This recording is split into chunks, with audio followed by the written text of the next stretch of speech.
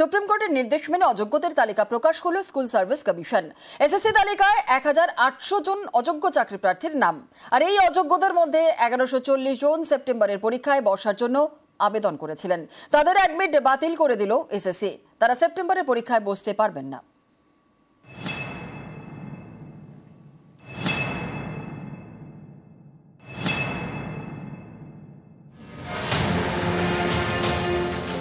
Supreme কোর্টের নির্দেশ মেনে অযোগ্যদের তালিকা প্রকাশ করল স্কুল সার্ভিস কমিশন। এই তালিকা প্রকাশ করতে এসএসসিকে 7 দিন সময় দিয়েছিল দেশের শীর্ষ আদালত। দুদিনের মাথায় শনিবার নিজেদের ওয়েবসাইটে তালিকা প্রকাশ করল এসএসসি।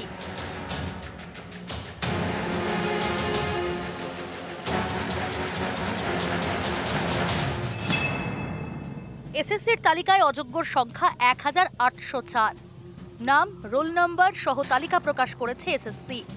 এই অযোগ্যদের মধ্যে বেশিরভাগই 7 এবং 14 সেপ্টেম্বরের পরীক্ষার জন্য আবেদন করেছিলেন। এসএসসির দেওয়া তথ্য অনুযায়ী এমন আবেদনকারীর সংখ্যা 1140। তাদের সবার অ্যাডমিট কার্ড বাতিল করেছে এসএসসি। অযোগ্যদের কেউ পরীক্ষায় বসতে পারবেন না। এসএসসির দেওয়া তথ্য অনুযায়ী অযোগ্যদের অনেকে একই সঙ্গে নবম, দশম এবং একাদশ, দ্বাদশ শ্রেণীর শিক্ষক পদের জন্য আবেদন করেছিলেন। নবম, দশমের ক্ষেত্রে এমন আবেদনের সংখ্যা 1140। একাদশ, দ্বাদশের ক্ষেত্রে অযোগ্য আবেদনের সংখ্যা 1020। এদের কেউই সেপ্টেম্বরের পরীক্ষায় বসতে পারবেন না। আমরা বলতে পারি যে আমরা মূলানুগ এবং কোর্ট যেরকম বলছেন সেইভাবেই কাজ করছি। এর তারপর রাজনৈতিক তার কি ইমপ্লিকেশন হবে সে বিরোধী দলনেতা বা অন্য যারা বলেছেন যা কিছু আপনারা যা বলছেন তারা তাদের মতো বলবেন। আমরা কোর্ট যেটা বলেছেন সেটাই আমরা নিশ্চয়ই সেটা শুনব। গত 3রা এপ্রিল এসএসসির 2016 শিক্ষক নিয়োগের প্যানেল বাতিল করে দেশের শীর্ষ আদালত। সম্প্রতি কয়েকজন চাকরি প্রার্থী সুপ্রিম কোর্টে অভিযোগ করেন অযোগ্য চাকরি প্রার্থীরাও সেপ্টেম্বরে হতে চলা পরীক্ষার অ্যাডমিট কার্ড পেয়ে যাচ্ছেন। সুপ্রিম কোর্ট মন্তব্য করে অযোগ্যরা কোনোভাবেই 7 এবং 14 সেপ্টেম্বরের পরীক্ষায় বসতে পারবেন না। পরীক্ষার উপর কড়া নজর রাখছে আদালত। এসএসসিকে 7 দিনের মধ্যে অযোগ্যদের তালিকা প্রকাশ করতে নির্দেশ দেয় দেশের শীর্ষ আদালত। দুদিনের মাথায় ওয়েবসাইটে তালিকা প্রকাশ করল এসএসসি। নিউজ 18 বাংলা।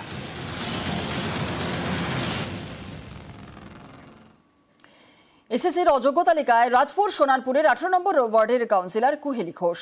তিনি রাজপুরের একটি স্কুলে শিক্ষকতা করতেন।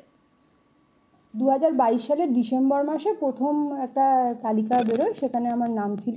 আমি চাকরিটা আমার নিজের যোগ্যতায় পেয়েছি এবং সর্বোপরি আমাকে যেটা সিবিআই লিস্ট দিয়েছিল সেই সিবিআইকে আমার চ্যালেঞ্জ করা ছিল যে আমার যদি কোনো জায়গায় আমার অসঙ্গতি প্রমাণ করতে পারে সেটা যেন তারা দেখায়। যদি টেন্টেটিভ হই তাহলে আমাকে কেন ফর্ম ফিল আপ করার সুযোগ দেওয়া হলো, আমার অ্যাডমিট কার্ড কেন এলো। আমি হাইকোর্টে আবার নতুনভাবে কেস ফাইল করছি। দেখা যাক, বিচারে আশা করি সঠিক তথ্যটাই উঠে আসবে। আর এসএসসির অযোগ্য তালিকায় রয়েছে বনগাঁর রিতেশ ঘোষের নামও। 2016 সালে যখন পরীক্ষা দিয়েছিলাম তখন আমি একজন ক্যান্ডিডেট। কার সাথে কি চুক্তি হচ্ছে, কার সাথে কি, সেটা আমার জানার কথা নয়। প্রত্যেকটা ধাপ পার করে করে আজ আমরা এখানে এসেছি। আমি অন্য চাকরিও পেয়েছিলাম, সেই চাকরিতে আমি যেতে পারতাম। আজকে এসএসসির ভুলের জন্য আজকে এই অবস্থা হয়েছে। যে এসএসসি এটা কি করে নামটা আমাদের ওইমানিসুর নামটা ওখানে ঢোকালো, প্রশ্নচিহ্ন আমার এখানেই। তার কারণ হচ্ছে আমাদের নামটা ওখানে থাকারই কথা নয়, কারণ কোর্ট আমাদেরকে চিহ্নিতকরণ করেনি টেন্টেড হিসাবে। তাহলে আমাদেরকে ঢুকিয়ে দিল কেন? পাশাপাশি এসএসসির অযোগ্য তালিকায় পশ্চিম মেদিনীপুরের বিপ্লব বিবারের নামও রয়েছে। ফার্স্ট ক্লাস পাওয়া আজকে আমরা অযোগ্য হয়ে গেলাম সমাজের কাছে। এটাই সবথেকে বড় দুর্ভাগ্য যে যোগ্যতার প্রমাণ কিভাবে দেবো জানি না। হয়তো একটা সুযোগ এসেছিল আমাদের কাছে যে পুনরায় আজকে আমাদেরকে যে দাগ দেওয়া হচ্ছে সেই দাগটা মোছার আমরা একটা মানে কর্মযোগ্য পরিকল্পনা নিয়েছিলাম যে পারবো সমাজের কাছে আবার দেখাতে যে আমরা সত্যিকারের যোগ্য। কিন্তু আজকে এসএসসি আবার পুনরায় একটা অযোগ্যতার মতো কাজ করলো। তাহলে টেন্টেড আনটেন্টেড যদি বিভাজন হয়ে থাকে তাহলে টেন্টেডরা বসতে পারবে না, বঞ্চিত, ঠিক আছে, তাহলে আনটেন্টেডরা কি তাদের চাকরি ফিরে পাবে? অযোগ্য তালিকায় নাম রয়েছে পূর্ব মেদিনীপুরের ভূগোলের শিক্ষক কমলেশ কাপাটের। আমাদের অ্যাপ্লিকেশন গ্রহণ করেছিল কোর্টের অর্ডারেই, এবং আমাদের অ্যাডমিটও ইস্যু হয়েছিল। আজকে কোন মন্ত্র বলে বা হঠাৎ আমাদেরকে টেন্টেড করে আমাদের মানে অ্যাডমিটটাকে ক্যান্সেল করালো এবং আজকে আবার তালিকায় উঠালো। আমরা আবার কোর্টের কাছে যাব বা কমিশনের সাথেও সাক্ষাতে কথা বলবো, আমরা কারণ দর্শাবো যে কী কারণে আমাদের তালিকায় নাম আসলো। অযোগ্যরা যখন প্রকাশে, তাহলে কেন ফের যোগ্যদের পরীক্ষায় বসতে হবে? প্রশ্ন চাকরিহারা চিন্ময় মণ্ডলের।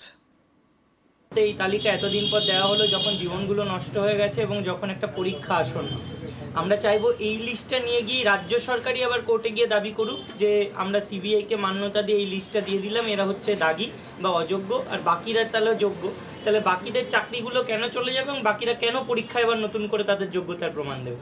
এটাই তো এখন সব থেকে বড় প্রশ্ন। আর আমরা দেখতে পাচ্ছি বিচার ব্যবস্থার কাছেও আমরা মানে সত্যিই খুব মানে আমাদের নিজেরা অসহনীয় হয়ে পড়েছি, যে যেখানে গিয়ে বিচার ব্যবস্থার কাছেও সঠিক বিচারটা আমরা পাচ্ছি না। চাকরি ফিরলে তবেই স্বস্তি, মন্তব্য সুমনের। আজকের দিনে আমরা কিছুটা স্বস্তি পেলেও আমাদের যোগ্য চাকরি জবে ফিরবে সেদিনই আমরা স্বস্তিতে আনন্দে আপনাদের সামনে কথা বলতে পারবো। আর সুপ্রিম কোর্টের নির্দিষ্ট অযোগ্যদের তালিকা প্রকাশ। এসএসসির লিস্টের সামনে আসতেই তৃণমূল বিজেপির তরজা তুঙ্গে।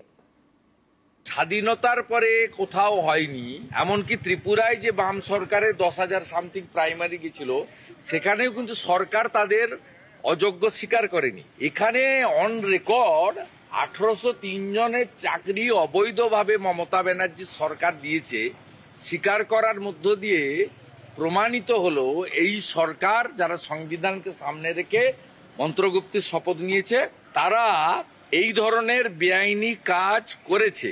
এটা সম্পূর্ণভাবে কোনো নির্বাচিত সরকার করতে পারে না।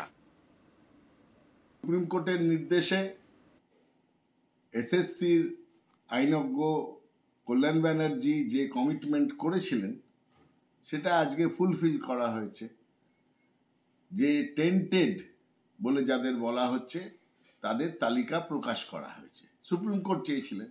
এবার কথাটা হচ্ছে রাজ্য সরকার তথা এসএসসি তাদের কথা রেখেছে, এবং আমরা মনে করি সামনের দিনে নির্বিঘ্নে পরবর্তী পর্যায়ে শিক্ষকদের নিয়োগ সুষ্ঠুভাবে হবে, আবার মামলার জালে আটকে যাবে না। কারণ সিপিএম বিজেপি উন্মুখ হয়ে আছে কিভাবে এটাকে আটকানো যায়। উদলাবাড়িতে ওয়ারিশন সার্টিফিকেট জালিয়াতি, পঞ্চায়েত প্রধানের সই জাল করে একের পর এক সার্টিফিকেট ইস্যু। এমনই চাঞ্চল্যকর অভিযোগ প্রাক্তন উপপ্রধানের বিরুদ্ধে। এই ঘটনায় গ্রেফতার 2। পঞ্চায়েত প্রধানের সই জাল, পঞ্চায়েত অফিসেরও নকলশীল মোহর। অভিযোগ এগুলোকে কাজে লাগিয়ে বের করা হয়েছে একের পর এক জাল ওয়ারিশন সার্টিফিকেট। অভিযোগের আঙুল তৃণমূলের প্রাক্তন উপপ্রধান সুশীল সরকারের বিরুদ্ধে। জলপাইগুড়ির মাল ব্লকের দক্ষিণ উদলাবাড়ি এখানকার বাসিন্দা আনারুল ইসলাম। তার দাবি উত্তরাধিকার সূত্রে দাদুর জমি নিজের নামে করতে চান। এর জন্য কথা বলেন তারই পরিচিত আলিউল ইসলামের সঙ্গে, যিনি একটি সাইবার ক্যাফে চালান। এরপর তৃণমূলের প্রাক্তন উপপ্রধান সুশীল সরকারের সঙ্গে যোগাযোগ করেন আলিউল। অভিযোগ, ওয়ারিশন সার্টিফিকেটের জন্য 12,000 টাকা নেন তৃণমূল নেতা। কয়েকদিনের মধ্যে আনারুলের হাতে সার্টিফিকেট তুলে দেন, কিন্তু তাতে কোনো মেমো নাম্বার ছিল না। এর জন্য আলিউলকে সঙ্গে নিয়ে পঞ্চায়েত অফিসে যান আনারুল। অভিযোগ, তখনই ধরা পড়ে জালিয়াতি। দেখা যায় প্রধানের সইটাই জাল। যেহেতু বিএলআর অফিস থেকে বলেছিল যে মেমো নাম্বার ওটাতে ছিল না, মিসিং ছিল, এর জন্য তাদের বাধ্য হয়ে আমাদের অফিসে আসতে হয়। এবার আসার পরে দেখা যায় যে সেটি আমাদের অফিস থেকে ইস্যু করা হয়নি, ফরম্যাটটিও পুরোপুরি আলাদা এবং আমার সইটিও নকল। ওয়ারিশন সার্টিফিকেট জালিয়াতি, মাল থানায় অভিযোগ জানান ওদলাবাড়ি পঞ্চায়েতের প্রধান। ধরা পড়ে আনারুল এবং আলিউল। আমি লেখাপড়া নাই, আমি ওই ভাইকে জিম্মা দিয়েছি। ওকে আমি একটা সই করার জন্য 3,000 টাকা করে দিয়েছি। কত টাকা দিয়েছিলেন? 12,000 টাকা দিয়েছি। এখন উনি কোথা থেকে করেছে এটা আমার জানা নেই। এটা আমি যদি জানতাম তাহলে আমি ডাইরেক্টলি অঞ্চলে আসতাম। ওই ভাই জিম্মা নিয়েছে বলে আমি ওকে দিছি। আমাদের বাড়ির পাশেই আমাদের প্রাক্তন যে উপপ্রধান আছেন, তো ওনাকে আমি জিজ্ঞেস করলাম, আমার বন্ধু আছে, ওর জমির এরকম আছে, তো কি করা যাবে? তো বলে একটা ওয়ারিশ সার্টিফিকেট বের করতে হবে। তো ওই জন্য ওনাকে দিছি আমি। যার থেকে করেছি সে সুশীল সরকার, তার নাম, সে প্রাক্তন উপপ্রধান। তো এই জন্যই তো সেই ভরসাটা পাইছি। তো উনি যে এটা করবে সেটা তো আমার জানা নেই, এবং মহুরি যে টাকাটা চাইছে সেই টাকাটাই ওনার থেকে আমি নিয়েছি।